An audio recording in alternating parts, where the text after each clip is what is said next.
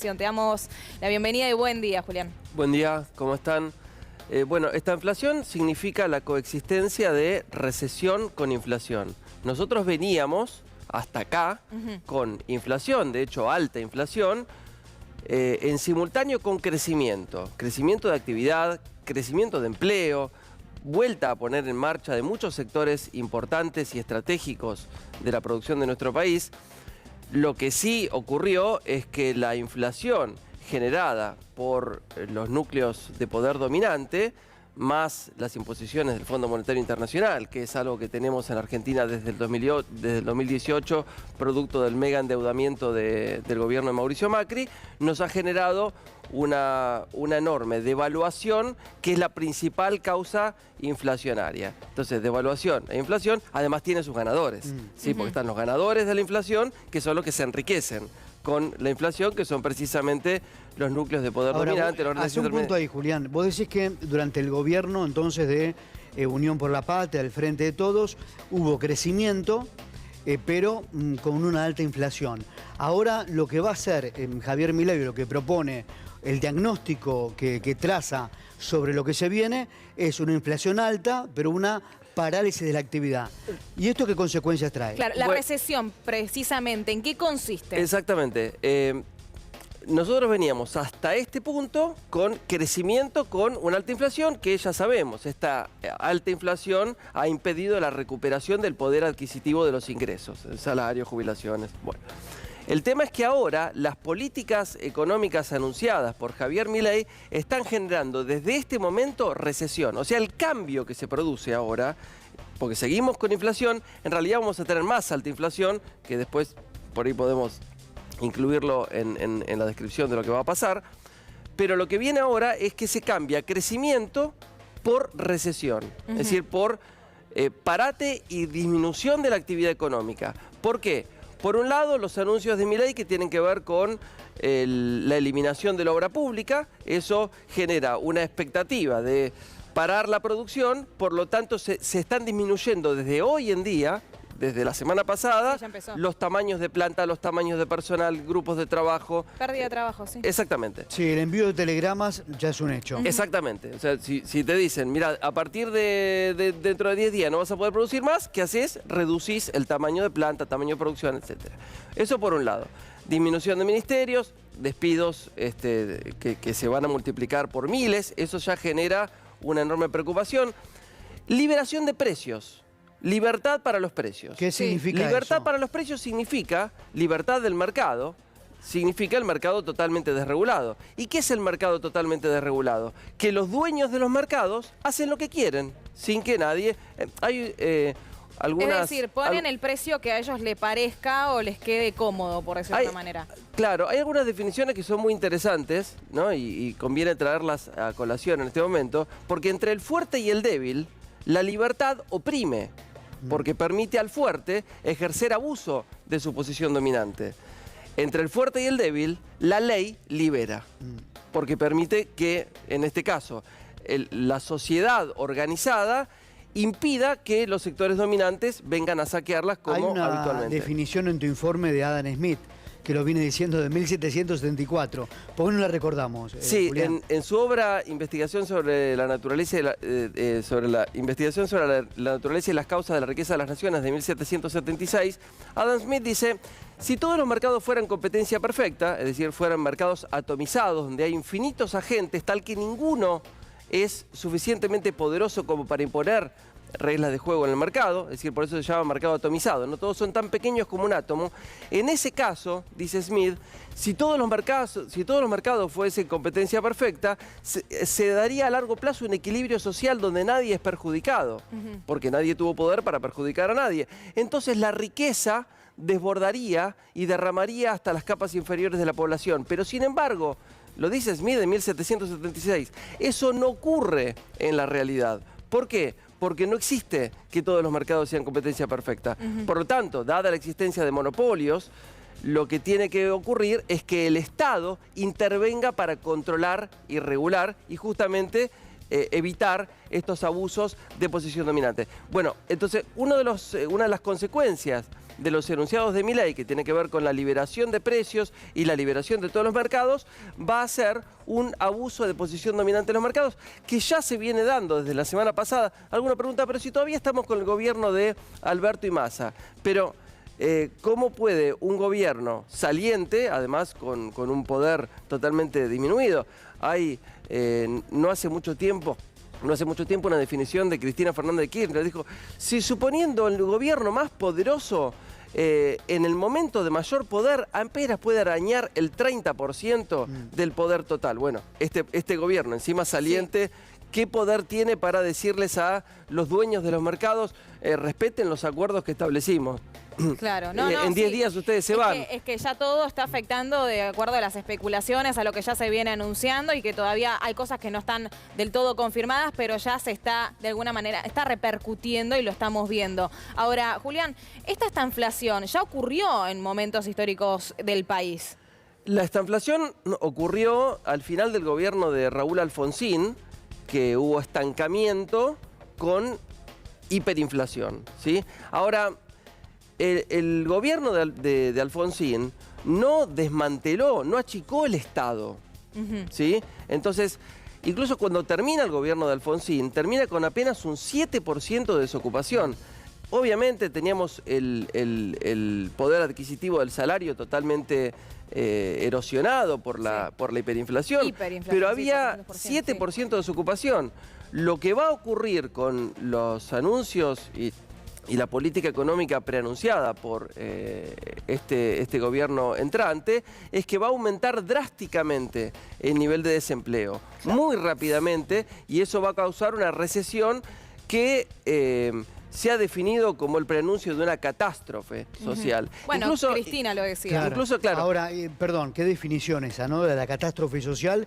¿Vos crees, Julián, que el plan económico de Javier Milei es un combo de las políticas de Martínez de Oz, del propio Cavallo, y hay algo también de ese Cavallo con De la Rúa? ¿Hay todo un mix de políticas que va a aplicar ahora el presidente electo? Bueno, muchas veces lo hemos conversado, de que incluso para ir a las políticas que propone Javier Milei, hasta incluso mejor explicadas que por él, hay que poner los videos de José Alfredo Martínez de Oz, el plan de la dictadura de 1976. No dice viva la libertad carajo como Milei, pero más o menos lo mismo. Dice, vamos a una reforma absoluta de la economía. Libertad de precios, libertad de exportaciones, libertad de importaciones, libertad, achicamiento del Estado, libertad del dólar, privatizaciones. Sí, programa de privatizaciones, dice. Programa de privatizaciones. Al igual que Herman González con Menem. Exacto. Después de la destrucción de unos cuantos años, que empieza en 1976 y termina luego de un gobierno deficitario de Raúl Alfonsín, empieza el segundo ciclo neoliberal con el gobierno de Menem, donde ahí sí se ponen en marcha las privatizaciones que fueron anunciadas por José Alfredo Martínez de Oz. Y ese desmantelamiento del Estado también ocurrió con el gobierno de Macri, que ha puesto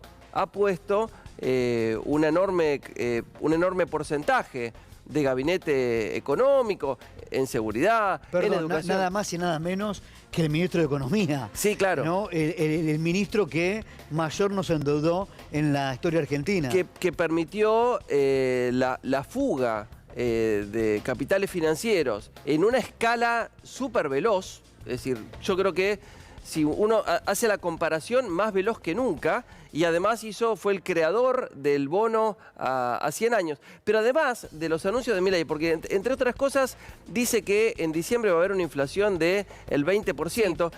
20% mensual, tomen la calculadora, no es 20 por 12, es 1,2 por 1,2, o sea, 1,2 elevado a la 12 menos 1 por 100, les va a dar 800% anual de inflación. O sea, 20% mensual es 800, pero si fuese 20% mensual, porque ya con esta liberación total de precios, lo que está ocurriendo es que por semana estamos teniendo porcentajes parecidos.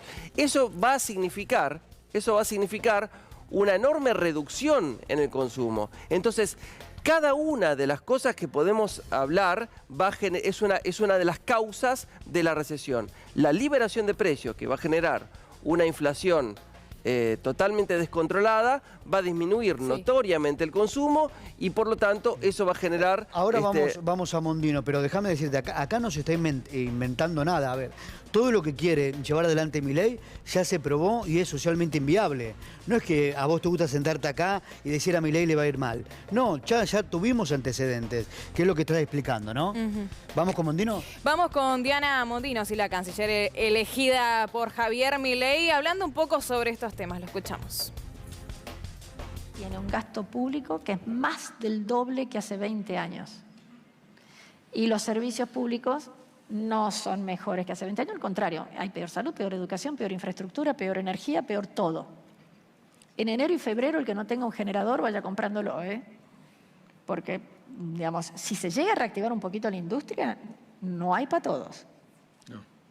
Así que ahí hagan contrato, hagan algo, porque no alcanza lo que hay. Bueno, vayan comprando un generador, ¿no? Es como básicamente el sinónimo, no alcanza para todos, dijo, es como venían hablando básicamente, no hay plata, no hay dinero. Bueno, mucho de esto nosotros ya lo veníamos hablando, de que entre otras cuestiones, la cuestión energética, la construcción del gasoducto Néstor Kirchner iba a garantizar superávit energético para los próximos años. Por lo tanto, yo no sé cuán cierto es lo que Mondino está hablando o está queriendo inventar. ¿Puede ser que esto se esté planteando como un panorama catastrófico, como para que después sea más leve de lo que están planteando y la gente diga, uy, qué alivio, igualmente va a ser grave, pero no era tan grave como pensábamos? Como estrategia. Claro. Es la teoría del caos, ¿no? Querer generar un estado de confusión absoluta para luego venir, digamos, con propuestas y bueno, pero lo que tenías era gravísimo. Ahora, otra de las cuestiones que me parece relevante para hablar incluso lo que ustedes conversaban, ¿no?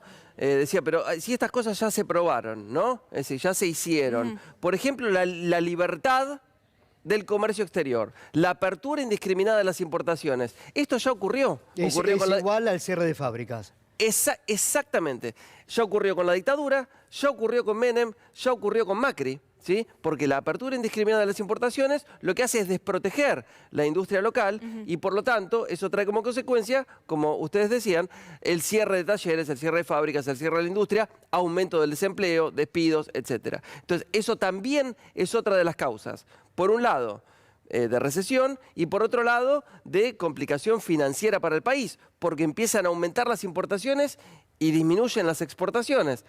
Entonces, además de todo, se genera un conflicto en el mercado cambiario que trae como colación, a su vez, más inflación. Entonces, si empezamos a sumar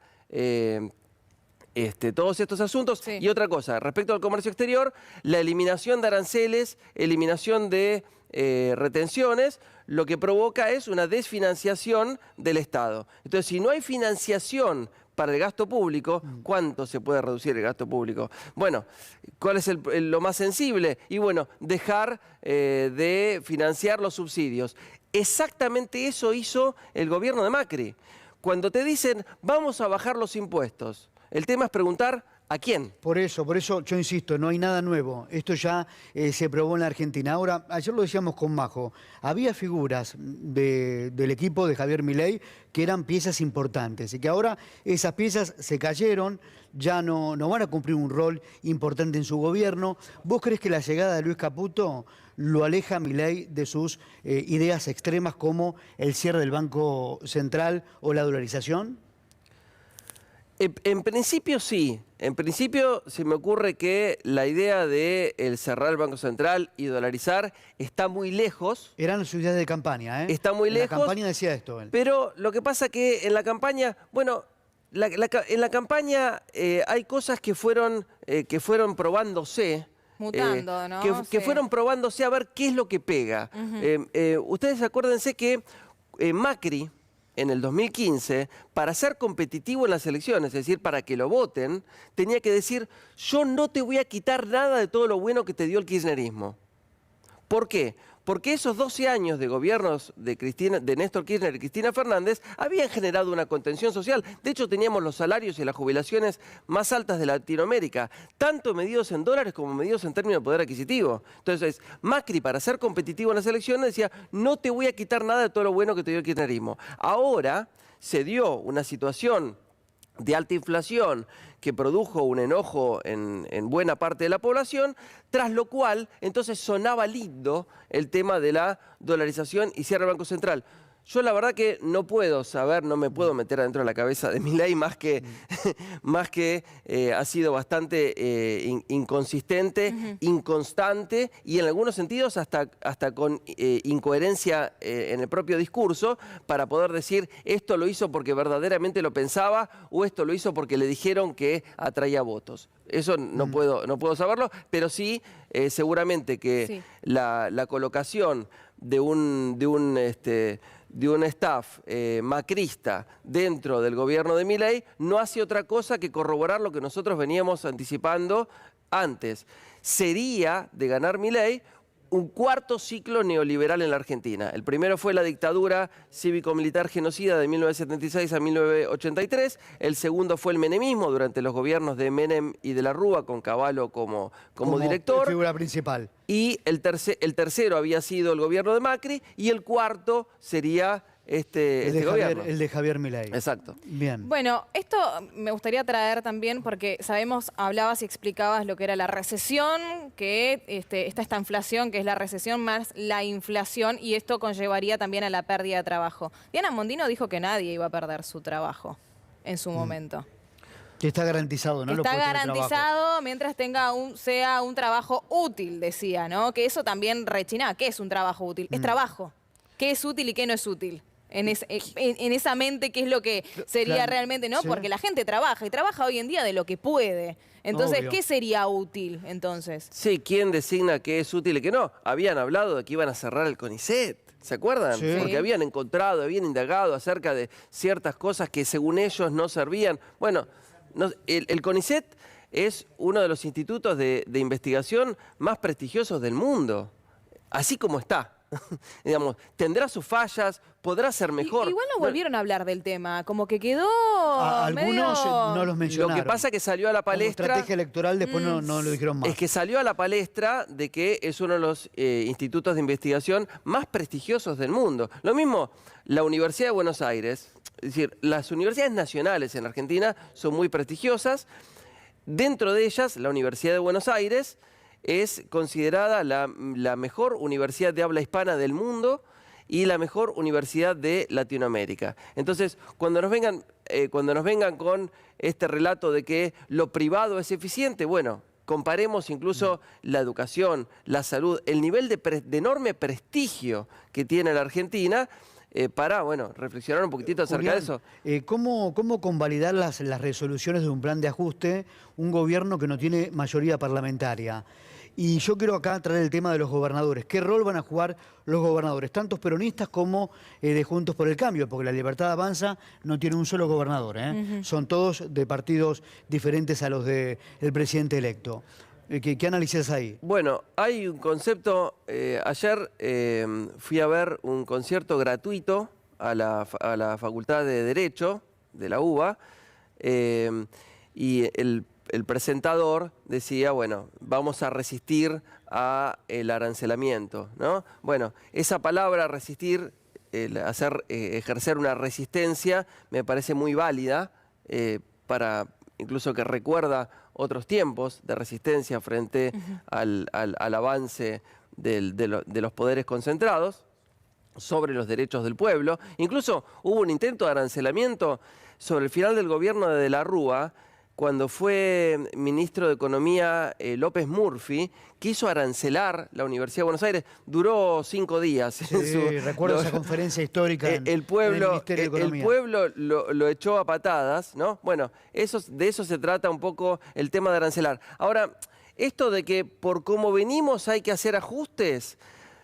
cuando es también para convocar un poco la reflexión, escribí los que quieren por ahí un poco más de profundidad de lo que yo escribí, hay un artículo mío en lanacionalypopular.com que habla de esta inflación y que incluso compara. Néstor Kirchner, en el año 2003, recibió el país con 55% de pobreza, 20% de desocupación y 160% de endeudamiento externo en moneda extranjera. Y lo que se hizo desde el primer día fue poner el país en marcha, crear empleo y reactivar la industria.